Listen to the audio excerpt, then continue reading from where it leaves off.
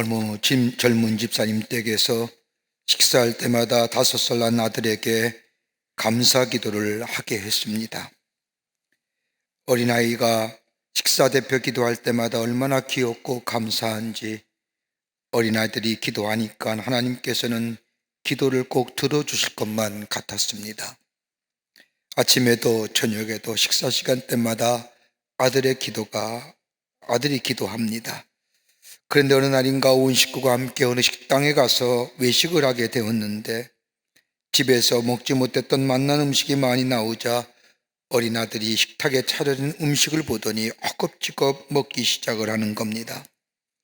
이 모습을 본 아버지가 아들, 기도하고 먹어야지, 내가 기도해야 우리가 다 같이 먹지 않겠니라고 말하자 어린아들 녀석이 점잖게 대답을 하는 겁니다. 아빠, 오늘은 하나님께 감사 기도할 필요가 없어요. 깜짝 놀란 아버지 집사님은 왜? 라고 물으며 왜 기도하지 말아야 하느냐라고 묻자 이 어린아들이 아버지를 보고 말하기를 왜냐하면요, 밥 먹은 다음에 돈은 아빠가 낼 것이니까요 라고 대답하더라는 겁니다. 이 말 들은 아빠 집사님은 어린아들에게 식사할 때마다 기도해야 할 이유를 설명하는데 오랜 시간이 걸렸다고 합니다. 여러분, 우리 어디까지 감사해야 한다고 생각하시는지요? 어떤 일에 감사하며 살고 계시는지요? 여러분, 은혜라고 하는 것은 상대적인 것이 아니라 절대적인 겁니다. 오늘 본문의 말씀을 보면 이스라엘 백성이 하나님의 은혜로 430년 동안 노예 생활하다 저 모세를 통하여 출애굽의 놀라운 구원의 역사를 경험하게 됩니다. 그리고 하나님의 약속하신 약속의 땅으로 갑니다. 광야에 거친 길을 가면서 하나님은 구름기둥과 불기둥으로 이스라엘 백성들을 자유함으로 인도하여 주셨고, 하나님의 인도하심을 따라가는 이스라엘 백성들의 마음에는 기쁨과 감사 그리고 감격이 넘쳤습니다. 마치 꿈을 꾸는 것 같은 길이요, 하나님께서 약속하신 땅으로 가는 저들의 걸음은 기쁨, 걸음 그 자체였습니다. 비록 아무것도 없는 광야의 길을 걸어가고 있다 할지라도 저들은 하나도 힘들지 않았습니다. 또한 저들은 광야의 길에서 아무것도 한 것이 없습니다. 그저 모세가 인도하는 대로 따라가면 되는 여정이었습니다. 근데 모세가 인도하는 대로 따라가는 길끝에 오늘 본문의 말씀을 보면 홍해가 가로막혀 있는 겁니다. 홍해만 가로막혀 있는 것이 아니라 뒤를 돌아보니 좌우에 큰 산이 있고 골짜기를 빠져나왔는데 걸어온 길을 돌아보니 바로의 군대가 추격해 오는 겁니다. 이렇게 되자 이스라엘 백성들은 당황했고, 당황한 이스라엘 백성들의 입에서는 원망과 불평의 말이 쏟아져 나오기 시작을 합니다. 어떻게 해야 될지 그리고 무엇을 해야 할지 모르는 두려움 가운데 저들은 마치 소망을 잃어버린 사람들처럼 입에서 나오는 대로 원망과 불평 그리고 비명의 소리를 마치 홍업바다에 넘실대는 파도처럼 질러댑니다. 우리 이 말씀을 읽으면서 왜 의문점이 하나 있습니다. 왜 하나님은 이스라엘 백성을 이 길로 인도해 주셨을까? 애굽의 긴 노예 생활, 그것도 한두 해가 아닌 430년 동안이나 긴 시간 동안 하나님의 택하신 백성, 하나님의 특별한 은혜 가운데 부르신 백성이라고 한다면, 그래서 그들을 구원해 주셨다고 한다면 이런 어려움과 이런 힘든 일 없이 곧장 가나안 땅으로 가게 하셨으면 좋았을 터인데 왜 굳이 하나님은 이 홍해길을 건너가게 하셨을까? 왜 하나님이 인도하신다고 하면서 왜 이스라엘 백성들의 저들의 삶을 사면초가의 어려움을 겪게 하신 이유가 어디 있을까 하는 생각이 듭니다. 여러분, 저 이스라엘 백성들만 당하는 일일까요? 오늘 우리의 삶에도 이런 삶의 경우를 만나게 됨을 보게 됩니다. 마치 이스라엘 백성들과 같은 인생의 여정을 거쳐온 분도 계실 것이고, 아니면 어떤 분은 지금도 인생의 홍해 앞에서 어떻게 해야 될지, 무엇을 해야 될지 모르는 분들도 계실 줄 압니다. 하나님의 백성이라고 한다면, 하나님의 인도만 받는 삶이라고 한다면 잘 되고 좋은 길 가야 할 텐데 왜 굳이 이렇게 어려운 길을 우리에게 허락하신 이유가 어디 있을까요? 오늘 본문의 말씀은 우리에게 귀한 영적인 교훈과 영적인 도전을 허락해 주십니다. 함께 말씀을 통하여 은혜 받기를 원합니다. 첫째는 두려움을 떨쳐버리라는 겁니다. 오늘 출애굽기 14장 13절 앞부분에 보면 두려워하고 원망하며 모세를 죽이려고 하는 이스라엘 백성을 향하여 모세가 말합니다. 모세가 백성에 이르되 너희는 두려워하지 말고 라고 말합니다.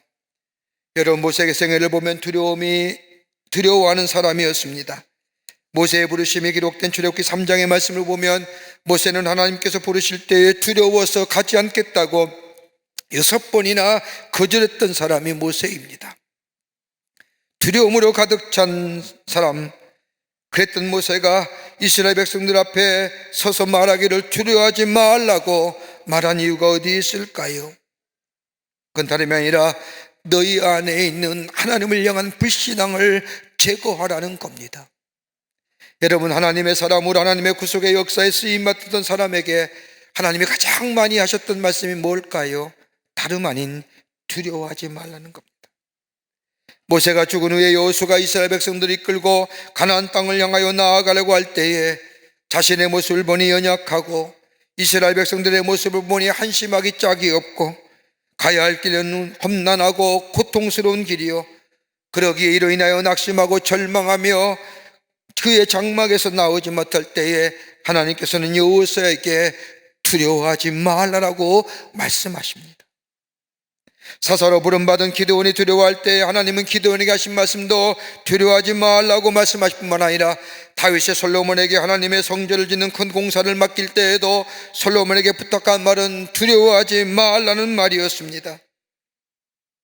이사야 35장 4절 이하의 말씀을 보면 이스라엘의 남은 자들에게도 하나님이 하신 말씀은 너는 굳세어라, 두려워하지 말라, 보라 너희 하나님이 오사 너희를 구하시리라고 말씀하셨습니다.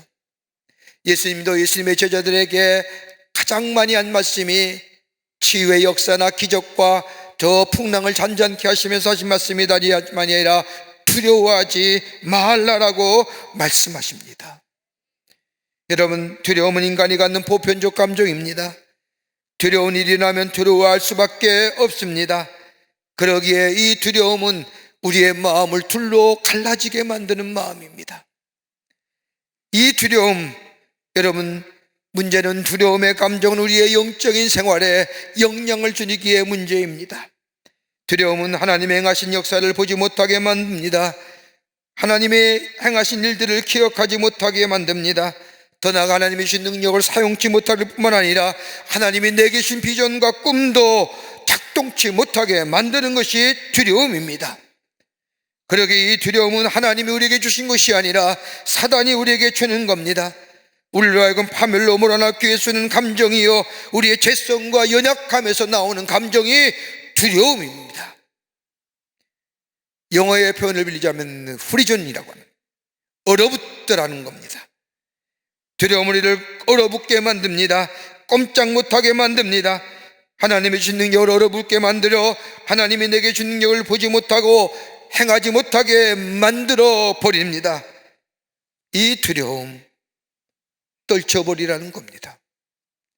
여러분, 모세가 이스라엘 백성들에게 두려워하지 말라고 외친 이유는 앞에는 홍해 바다가 가로막고 뒤에는 애굽의 병사가 쫓아오지만 지금 상황에서 우리에게 필요한 것은 두려워하는 마음이 아니라 믿음이라고 말하는 겁니다. 애굽에서 인도하여 내신 우리 하나님께서 인도하고 지키신다는 믿음을 가지라는 겁니다. 여러분, 두려움이 많았던 모세가 이렇게 담대하게 이야기할 수 있던 이유가 뭘까요? 출애굽기 14장의 말씀을 보면 모세는 하나님께서 살아계셔서 우리와 동행하시고 지금도 우리와 함께 하실 뿐만 아니라 이스라엘 백성의 애굽에서 나와 하나님께서 약속하신 가나안 땅으로 가는 길이 하나님께서 인도하시는 길임을 믿었기 때문입니다.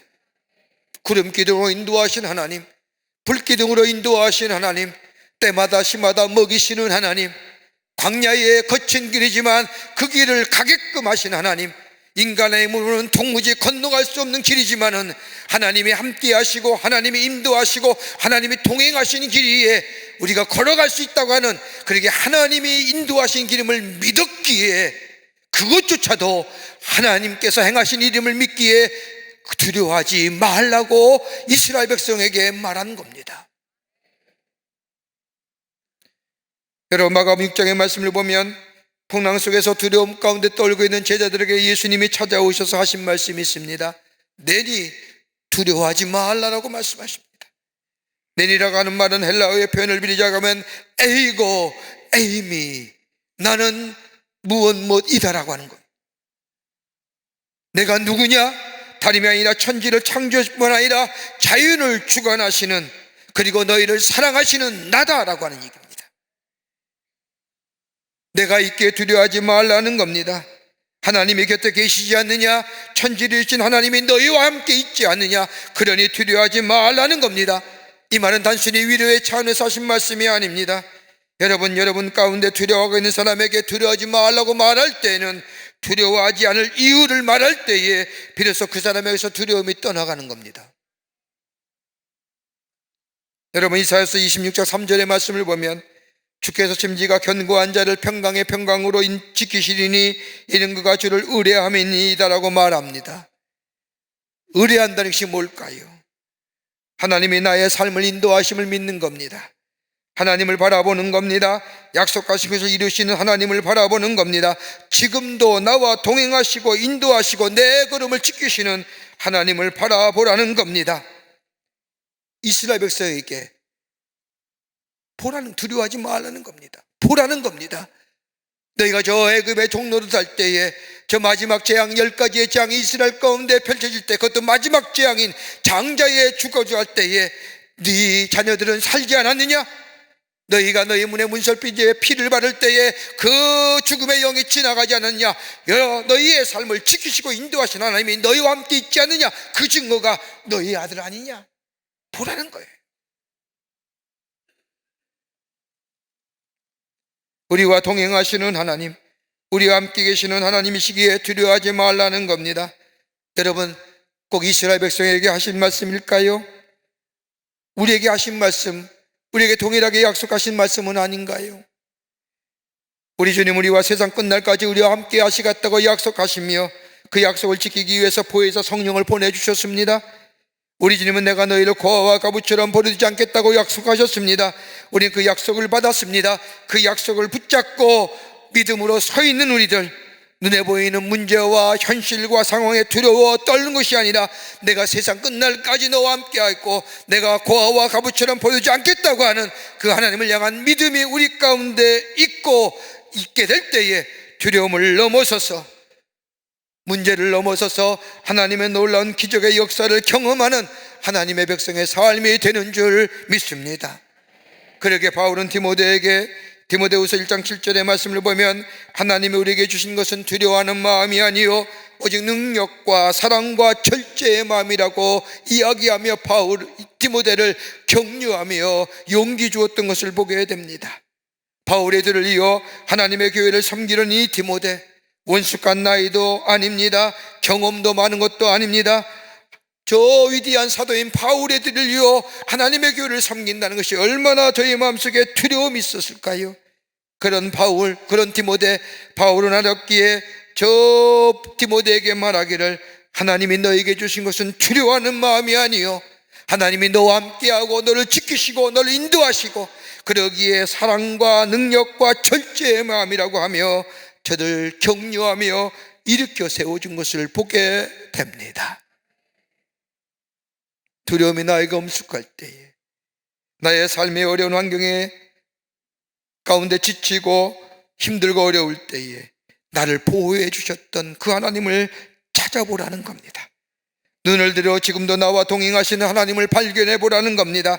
그 하나님을 바라보고 믿을 때에 우리를 무너뜨리는 이 두려움, 사단의 역사 넘어서 두려움은 사라지고 홍해를 건너는 역사, 하나님의 축복의 역사를 경험하는 하나님 나라의 복된 사람, 복된 걸음이 되는 줄 믿습니다.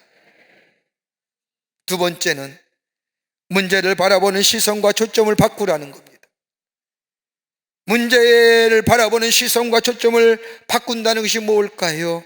다름 아닌 기도하라는 겁니다. 여기서 기도한다는 것은 문제에 대한 관심과 초점을 나에게서, 기도한다는 것은 하나님께로 옮겨지는 겁니다. 여러분, 우리가 문제가 생기면 문제에 대해서만 관심을 갖습니다. 그 문제에 집중하여 생각합니다. 그러다 보면 문제에 대해서만 관심을 가지고 집중하다 보면 그 문제가 나를 더 위축시키고 나를 더 묶어두고 더 나아가 나를 얽매이게 합니다. 그리고 나의 연약함을 보게 만들고 그 무서움을 보게 만들고 나를 묶어두는 것에 그치는 것이 아니라 문제가 어느덧 더 커져 괴물처럼 나의 삶을 엄습해옴을 보게 됩니다. 그리고 종국에는 그 문제는 또 다른 문제를 만들고 나라는 존재는 문제 앞에 한없이 작아 보이고 보잘것없는 존재로 전락되고 맙니다. 그런데 이 문제 앞에 기도한다는 것은 문제에 대한 시선과 초점을 하나님께로 옮겨드리는 것이 바로 기도입니다. 하나님께 기도한 것은 나의 문제를 능히 다룰 수 있는 하나님께 올려드리는 겁니다. 여러분 오늘 본 말씀 보십시오. 앞에는 홍해바다라고 하는 불과 악력의 문제, 뒤에는 감히 맞설 수 없는 애굽의 군대라고 하는 문제 앞에 하나님은 이스라엘 백성에게 출애굽기 14장 13절의 말씀을 보면 너희는 두려워하지 말고 가만히 서서 여호와께서 오늘 너희를 위하여 행하시는 구원을 보라라고 말씀하십니다. 여기서 가만히 서서라고 하는 말은 두려운 상태에 너 자신을 스스로 내버려 두지 말라는 겁니다. 그냥 버려두지 말라는 거예요. 두려움이 오면 그 두려움 그 상태로 버려두지 말고 일어서라는 겁니다. 적극적인 의미로 일어서라는 겁니다. 문제 앞에 너 자신을 버려두지 말고 하나님을 바라보라는 겁니다. 문제의 초점과 시선을 문제에만 두지 말고 하나님 앞에 옮겨 드리라는 겁니다. 여러분 우리가 기도한다는 게 뭘까요? 기도한다는 게 어떤 의미가 있을까요? 우리의 형편을 아신 우리 하나님, 머리털 하나까지 세심받으신 하나님, 그 하나님 우리를 향하여 기도하라고 구하라고 말씀하신 이유가 어디 있을까요? 여러분 기도는 다름이 아니라 하나님 앞에 기도한다는 것은 하나님의 절대 주권을 인정하는 행위입니다. 하나님 인정하는 행위. 막연하게 우리 하나님 우리를 사랑하시기에 우리의 모든 형편을 하시기에 주실 거야 라고 하는 믿음도 귀하지만 그보다 더 귀한 믿음이 있다면 하나님은 주권자 되신 하나님, 우리의 모든 것을 인도하시고 지키시고 보호하시고 허락하시는 하나님, 그 하나님의 주권을 인정하며 하나님 앞에 내 문제를 들여 올려 드리는 행위가 바로 기도입니다. 더 나아가 그러기에 기도는 하나님의 행하실 바를 기대하는 겁니다. 내 판단과 내 생각과 내 환경과 내 경험들을 내려놓고 전적으로 하나님 앞에 기대하는 겁니다. 여러분 시편 40편 1절과 2절의 말씀을 보면 다윗의 고백이 나옵니다. 내가 여호와를 기다리고 기다렸더니 귀를 기울이사 나의 부르짐을 들으셨도다. 나를 기가 막힌 웅덩이와 수렁에서 끌어올리시고 내 발을 반석에 두사 내 걸음을 견고케 하셨다고 다윗이 고백합니다. 여러분 이 시편 40편을 쓸 때의 다윗의 형편이 어떤 건지 아십니까? 자신의 아들인 압살롬의 반역을 인하여 피난길에 오르며 쓰여진 시편이 시편 40편입니다. 엄청난 일입니다. 문제와 사건을 다 보면 실망하고 좌절하고 절망할 수밖에 없습니다. 그런데 이 다윗은 엄청난 일을 당하면서 그 문제와 사건을 보며 실망하며 절망하는 것이 아니라 문제의 초점을 하나님 앞에 옮겨 드립니다. 그리고 내가 기다린다는 겁니다. 여기에 내가 여호와를 기다리고 기다렸더니 그 뒤에 말씀을 보면 나의 부르짐을 들으셨도다. 하나님이 내가 기도했더니 하나님이 나의 부르짐을 들으시고 응답하셨다. 내가 기다린다고 하는 것은 다름이 아니라 하나님께 기대하고 하나님 앞에 바라고 하나님을 소망한다는 이야기입니다. 내가 아무리 내가 가지고 있는 문제가 어렵고 힘이 든다 할지라도 포기하지 않고 인내하면서 하나님께서 행하실 일을 기다린다는 겁니다. 문제와 상황을 보면 실망하고 절망하며 좌절하여 넘어질 수 없는 상황이지만 나의 눈으로 보면 그것이 자명한 결과지만 그 문제를 자신의 눈으로 바라보는 것이 아니라 다윗은 문제의 초점을 하나님 앞에 옮겨 하나님 앞에 맡겨드립니다. 그러기에 나의 부르짖음이라고 얘기합니다. 여러분 인간의 문제에 해결하는 방법이 있고 한계가 있습니다. 그러나 하나님의 문제 해결 방법에는 다양하십니다. 내 문제, 내 해결의 방법은 다른 사람도 해결하고 다른 사람도 쓰는 방법이지만은 내 문제, 나의 초점, 나의 문제를 내 시선과 내 초점으로 내 해결 방식으로 바라보는 것이 아니라 그 문제를 하나님 앞에 옮겨드려 하나님의 시선과 하나님의 초점으로 드리게 될 때 하나님은 다양한 방법으로 문제 해결할 뿐만 아니라 그로 인하여 많은 사람들에게 하나님이 어떤 분인가 신앙의 귀한 유산과 영적 교훈을 남기게 해 주십니다. 그러기에 2000년이 지난 시간이 흘러 사도 바울은 고린도 교회에 편지하기를 고린도전서 10장 1절과 2절의 말씀을 보면 형제들아 나는 너희가 알지 못하기를 원하지 아니하노니 우리 조상들이 다 구름 아래 있고 바다 가운데로 지나며 모세에게 속하여 다 구름과 바다에서 세례를 받고 출애굽의 여정을 얘기하는 겁니다. 그런 다음에 고린도전서 10장 11절의 말씀하면 그들에게 일어난 이런 일은 본보기가 되고 또한 말세를 만난 우리를 깨우치기 위하여 기록되었느니라.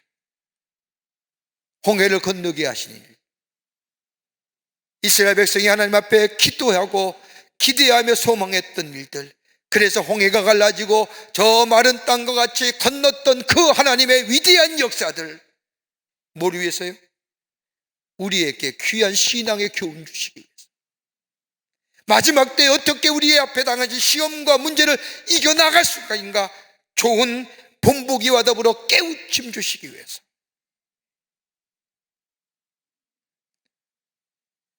고난과 시련의 쓴맛을 지나고 난 뒤에 우리에게 찾아온 것이 있다고 한다면 잘 이겼어, 이것을 잘 넘겼어가 아니라 아하, 하나님이 이런 분이었구나, 하나님이 이런 분이셨구나, 하나님에 대한 새로운 인식과 하나님에 대한 새로운 경험이 우리 안에 있을 뿐만 아니라 여기까지 인도하시고 붙이시고 함께 하셨던 하나님의 그 하나님을 향한 고백이 우리 가운데 있게 될 때에 그것으로 그치는 것이 아니라 그 믿음의 귀한 역사는 후세의 신앙의 교훈과 영적 유산으로 남겨 많은 사람에게 귀한 영적 교훈이 된다는 겁니다. 그러기에 바울은 데살로니가전서 5장 16절과 17절 18절 말씀에 항상 기뻐하라, 쉬지 말고 기도하라, 범사에 감사하라, 이것이 그리스도 예수 안에서 너희를 향하신 하나님의 뜻이니라. 우리 앞에 문제가 생깁니까? 우리 앞에 엄청난 시련이 있습니까?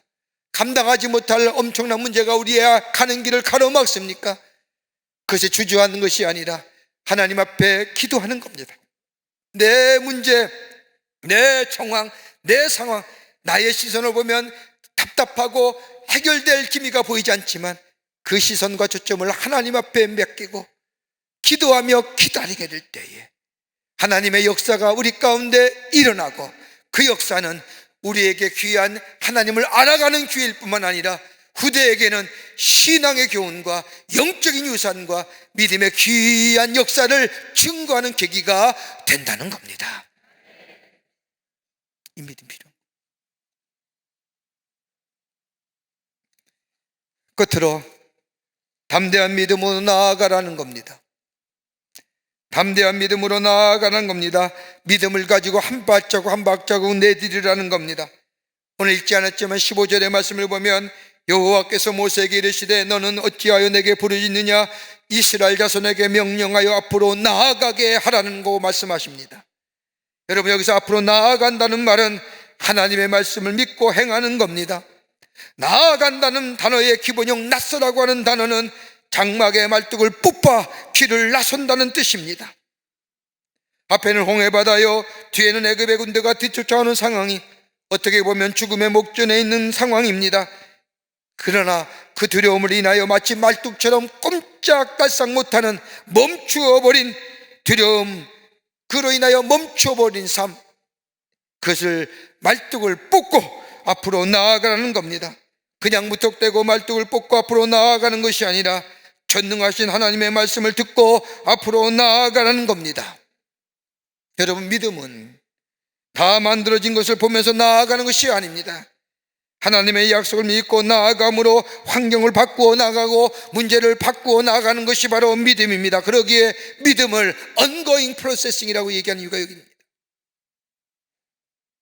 하나님의 약속의 말씀을 믿고 앞으로 나아갈 때에, 말씀에 순종할 때에 역사가 일어난다는 겁니다. 여러분, 성경 말씀을 보십시오. 이 역사를 좀 더 히브리서의 기자는 자세히 설명합니다. 히브리서 11장 29절의 말씀을 보면 믿음으로 그들은 홍해를 육지같이 건넜으나 애굽 사람들은 이것을 시험하다 빠져 죽었다고 기록합니다. 히브리서 기자는 이스라엘 백성이 믿음으로 홍해를 건넜다고 이야기합니다. 여러분, 이스라엘 백성이 홍해를 건너는 말씀을 바다가 갈라지고 바닷물이 말라 마른 땅처럼 되어 이스라엘 백성이 건너간 것처럼 생각하지만, 여러분, 성경 말씀을 가만히 읽어보세요. 이스라엘 백성이 하나님의 말씀을 들었습니다. 말씀을 믿고 그 말씀에 순종하여 나아갈 때까지 홍해 바다는 갈라짐이 없었습니다.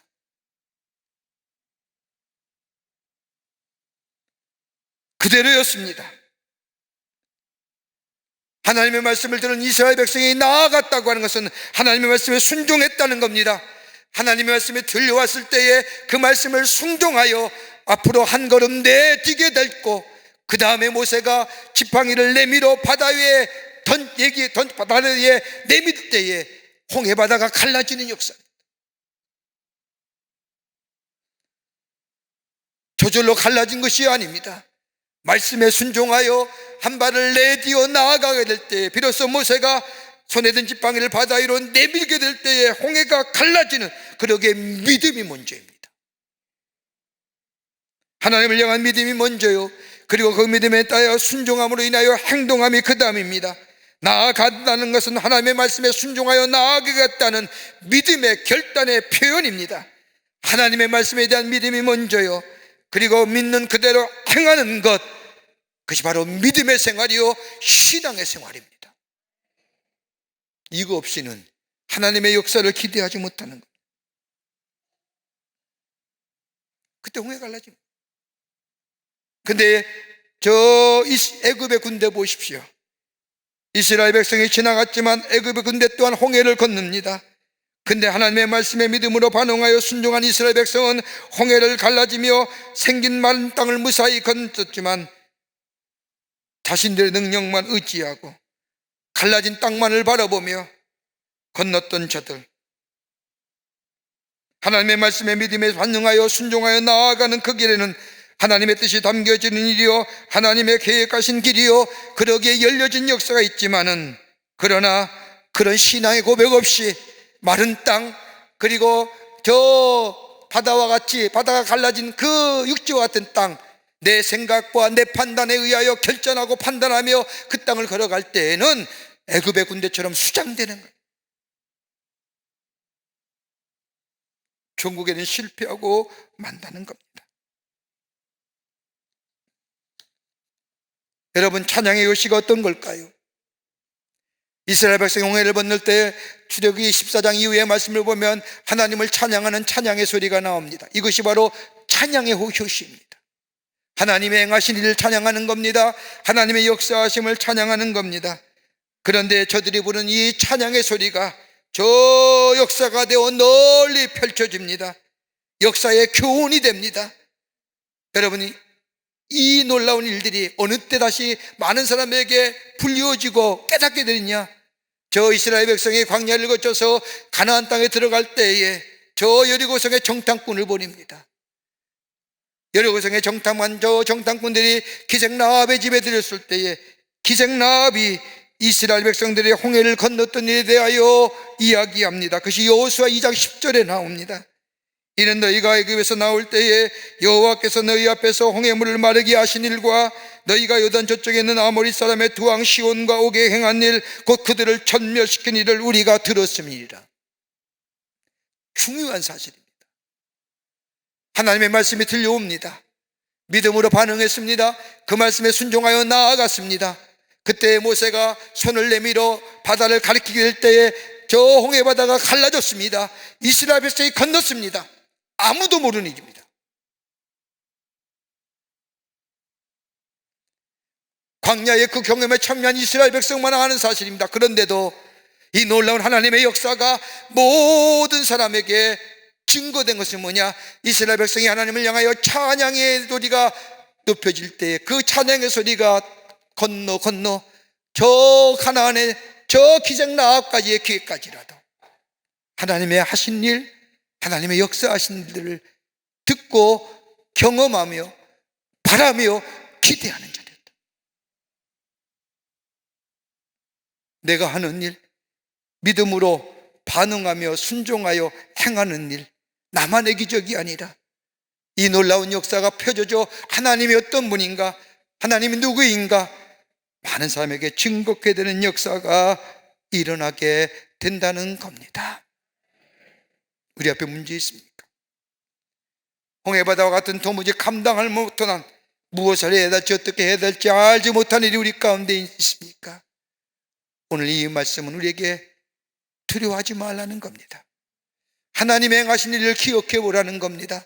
하나님이 나와 함께 하시고 우리와 함께 가시고 우리와 세상 끝날까지 동행하시겠다고 하는 그 하나님의 약속의 말씀, 그 믿음이 내 안에 있게 될 때 우리는 두려움을 넘어 사단의 궤계를 넘어 홍해를 건너는 역사, 더 나아가 기도하게 될 때에 문제가 해결되는 역사, 그리고 믿음으로 담대하게 순종하여 나아가게 될 때에 홍해를 건너 하나님의 놀라운 약속의 성취를 누리는 하나님 나라의 복된 백성의 삶으로 살아갈 뿐만 아니라 이 놀라운 역사가 나는 하나님을 더 많이 깨닫게 되고 하나님을 더 만나게 되고 하나님을 더 알게 될 뿐만 아니라 많은 사람에게는 신앙의 교훈과 믿음의 도전을 주는 귀한 역사가 일어나게 된다는 겁니다. 이 믿음의 역사를 이루어 나가 하나님을 증거하며 하나님을 전하며 내 안에 하나님을 더욱더 깊이 만나는 우리 믿음의 성장을 가져오는 놀라운 일들로 있어지기를 주의 이름으로 축원합니다. 하나님 감사합니다. 저희들 주께서 사랑해 주셔서 하나님의 백성 삼으심에 감사합니다. 아버지, 우리의 삶에 홍해 같은 문제가 가로막다 할지라도 뒤에 내급의 군대가 쫓아온다 할지라도 두려워하지 않게 하여 주시옵소서. 내가 행하신 하나님 일들을 기억하게 하시고 지금도 나와 동행하신 하나님을 향한 믿음으로 두려움을 넘어서서 하나님의 놀라운 역사를 경험하는 저희들 되게 하여 주시며 기도하는 자 되게 하여 주시며 아버지, 담대한 믿음을 가지고 말씀에 순종하여 나아가는 자 되게 하여 주셔서 하나님의 놀라운 역사를 경험하고 그로 인하여 하나님을 더 많이 깨닫고 더 많이 알아가게 하실 뿐만 아니라 많은 자들에게 그 하나님을 증거하는 저희들로 주께서 삼아 주시옵소서. 성령이 도우실 줄 믿으며 예수님의 이름으로 기도하옵나이다. 아멘.